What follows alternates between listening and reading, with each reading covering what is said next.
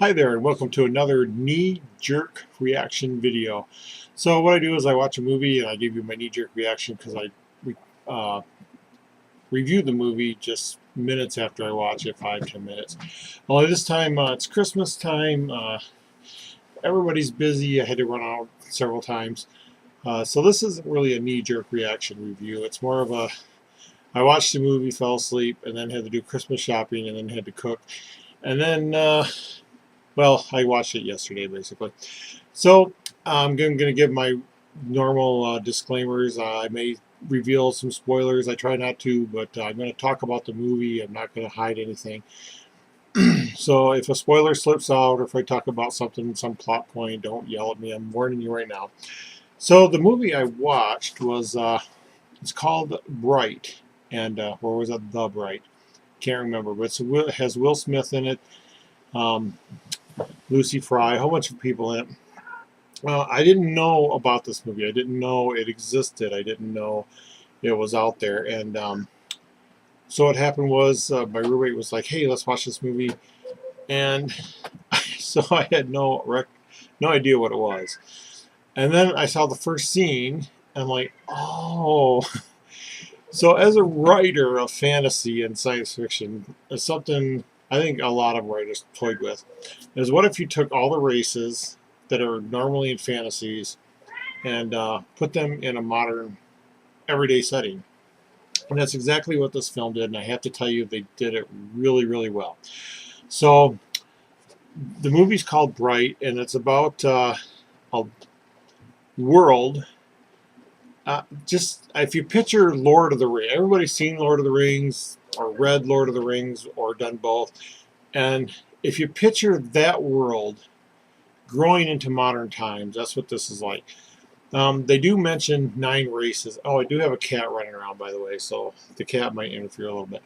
But they do mention the 9 races. They never show all 9 races or tell what all 9 races are, but that's what they mentioned were the 9 races and the battle of 9 races and stuff. But they do show orcs. Orcs are the main race that they deal with, and orcs, orcs were invented by J.R. Tolkien and to be the opposite of elves, and I don't know, they kind of grew, right? There was a lot of them in D&D and stuff. But yeah, they are the main, well, one of the main races that's dealt with in the movie, and the movie takes these races and takes racism to the extreme on every one of the races that I could that were major to the plot points.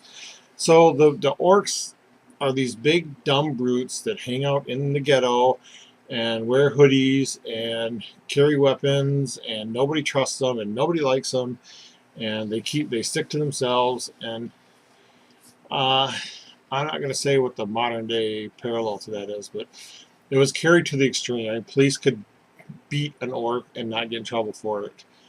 Throughout the movie, policemen are trying to kill orcs, and it's racism, like 1930s and 40s style racism carried to the extreme. And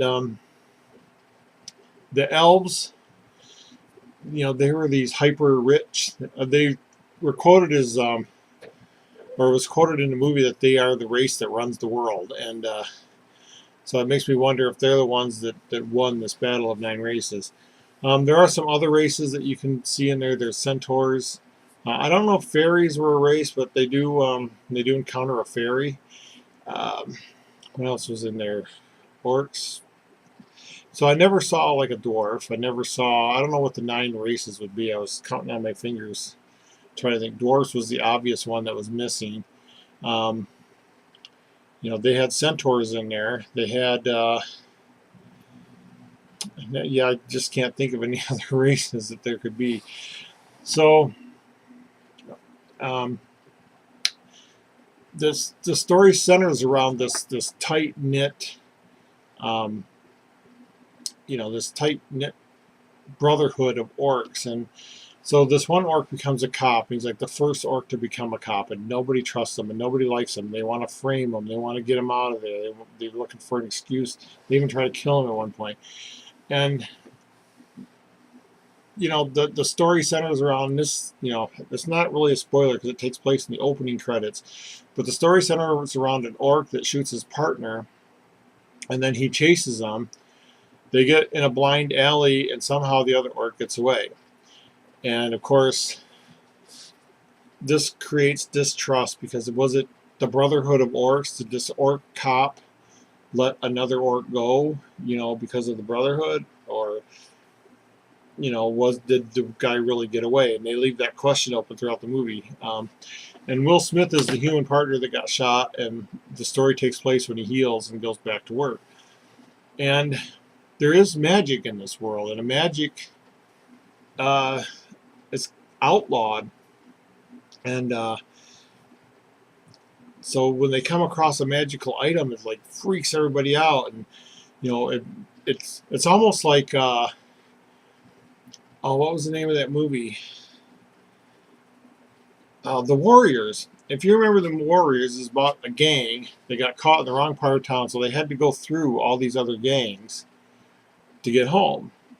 So it's an orc and human and an elf, and they got to get through this big street, this big Latino street gang, and they got to get through this gang of orcs, and they got to get there's elves chasing them, and they call them feds, and it's like one elf and a couple human, so there's like all these people after them.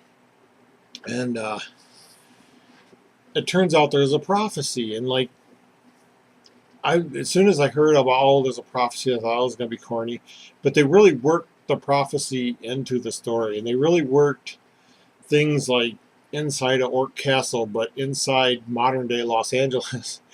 And they had like elf towers in the sky, but they're driving Lamborghinis, and it worked. It really worked, and I thought it was really cool. And so I'm giving this movie, 2 centaurs up. I don't know. But the plot was really good, really well handled. It was a fantasy plot in modern day Los Angeles, but it had enough twists and turns that it wasn't something, well, I mean, any fantasy story might recycle a few things, but it's not, you wouldn't notice it. It was just really cool. And the races were done well, the special effects were well, and there was some really good humor in it. And it's a drama. It's kind of like the Marvel movies. It's a drama, but there's really good humor in spots. And they touched upon the 9 races, and apparently they kind of replaced Christianity, because they said 2,000 years ago was the battle of 9 races, and they overthrew the Dark Lord, and the Dark Lord was said to return, and this elf queen was trying to pull magic together to bring back the Dark Lord. If that happened, it was going to be the end of civilization, and and then the prophecy was, of course, the prophecy starts fitting the story, but they believe it because they live in this fantasy world, and but it all works out. You think, oh, this is corny, elves and dwarves and fairies in modern day Los Angeles, but no, it works out. It really does, and it was just really well told, and I got good news and bad news. The good news is they okayed the sequel like before production even wrapped on this one, and the bad news is the screenwriter has been arrested and charged with crimes, and so I mean it's the screenwriter is pulls everything together. If it's a different screenwriter, we might get a different type of story and a different layout. It may not be as well. So the screenwriter did a really good job with this movie. I don't know how far he got with the second movie before he had to quit.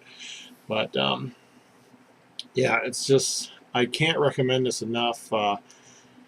Bad things about the movie, I always have to criticize something. Let me think of something to criticize. There were a couple of tropes or cliches, but they were well handled. I mean, I didn't even notice them.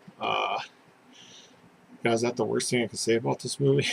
It's funny. It's like, I don't want to rave. I never like to rave about a movie, but there are a couple movies I raved about. Yeah, this one's really good. It's a Netflix movie made for Netflix on Netflix. Um, so I do highly recommend it. I give it 4 thumbs up. Uh, I do. I would really. It's. I would really like to see this world fleshed out because they were so comfortable. They were so. I don't know. It just was so natural.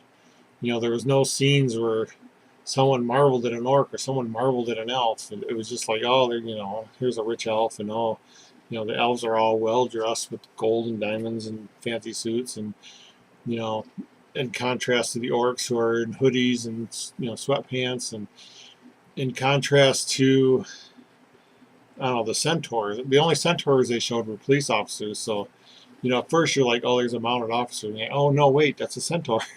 So it was just, and no one batted an eye. It was just so natural, and there was no exposition. There was no. It just was like you were dropped into this world, and it was a world that was already created.